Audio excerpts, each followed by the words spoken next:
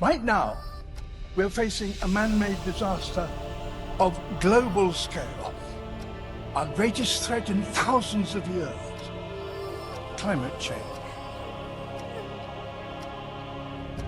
If we don't take action, the collapse of our civilizations and the extinction of much of the natural world is on the horizon. The world's people have spoken.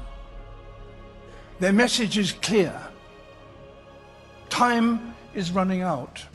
I'd like to offer a perspective that I don't see often shared by people discussing climate change.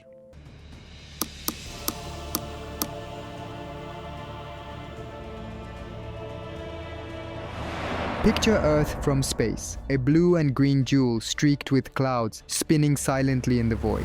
Now imagine it warming at an unprecedented pace, ice sheets melting, oceans rising, storms intensifying. The question looms larger every year. Can we turn the tide? Can science actually reverse climate change? The short answer, maybe, but it won't be simple. Scientists are exploring two powerful avenues: emission reduction and carbon removal. Cutting emissions alone slows the damage, but to truly reverse climate change, we need to actively remove greenhouse gases from the atmosphere.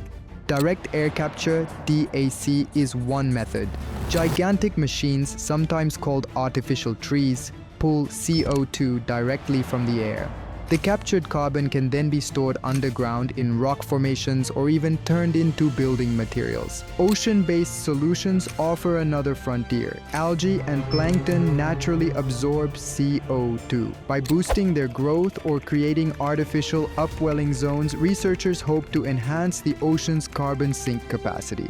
Then there's soil carbon sequestration. Healthy soils store carbon naturally. Practices like regenerative agriculture, cover crops, no-till farming, and rotational grazing can pull significant amounts of carbon back into the ground. And finally, geoengineering ideas stretch imagination. Reflective aerosols in the stratosphere to cool the planet, or minerals that accelerate natural chemical reactions that lock away CO2. Controversial? Absolutely, but science is leaving no stone unturned. Some of the most promising solutions are already moving from theory to reality.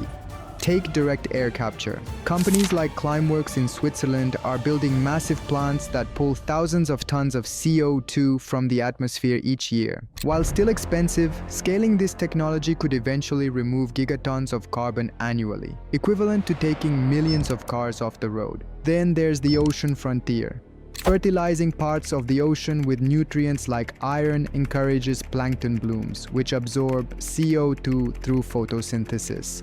When plankton die, some of that carbon sinks to the deep ocean, effectively locking it away for centuries. Scientists are carefully testing these methods, balancing climate benefits against potential ecological risks. On land, regenerative agriculture is quietly transforming farming. Cover crops, no-till practices, and rotational grazing aren't just protecting soil, they're turning farms into carbon sinks. Estimates suggest that global adoption could capture billions of tons of CO2 annually. But reversing climate change isn't just about technology, it's about systems. Energy grids powered by solar and wind, cities redesigned for efficiency, and supply chains optimized to reduce waste. Every ton of carbon removed counts, but reducing emissions remains the first essential step. The challenge is staggering. The world has already warmed more than 1.2 degrees Celsius since pre-industrial times. But science offers tools, and humans have the power to act. Science gives us tools, but it also raises questions. Some ideas, like stratospheric aerosol injection, spraying reflective particles into the atmosphere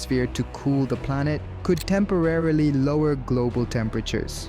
But the risks are enormous. Unpredictable weather patterns, potential droughts, and ethical dilemmas about who controls the thermostat of Earth itself. Then there's equity and access. Carbon removal and advanced agriculture technologies could be concentrated in wealthy nations, leaving vulnerable countries behind. For a true reversal of climate change, global collaboration isn't optional, it's essential. Yet, hope grows in every lab, every field, every wind turbine. Breakthroughs in carbon capture, reforestation, ocean fertilization, and regenerative agriculture are stacking together like pieces of a puzzle. Every ton of CO2 pulled from the sky, every hectare of forest regrown, every solar panel installed is a step toward healing the planet. The question isn't just can we reverse climate change, it's will we choose to act boldly enough, collectively enough, to make the science work. If we combine technology, policy, and public will, a cooler, greener future is within reach. The Earth may not reset instantly, but with science as our ally, we can bend the curve, restore ecosystems, and give generations yet unborn a planet worth inheriting. Because reversing climate change isn't magic, it's human ingenuity, guided by wisdom, courage, and urgency. Direct air capture and regenerative agriculture are just the beginning. Scientists are exploring enhanced weathering, a process where crushed minerals are spread over fields or coastlines to naturally absorb CO2. Over time, chemical reactions lock carbon into stable forms in the soil and ocean, a kind of natural vault for greenhouse gases. Then there's bioenergy with carbon capture and storage, BECCS. Crops are grown to produce biofuels which are burned for energy, but the resulting CO2 is captured and stored underground. This dual approach generates renewable energy while actively removing carbon from the atmosphere.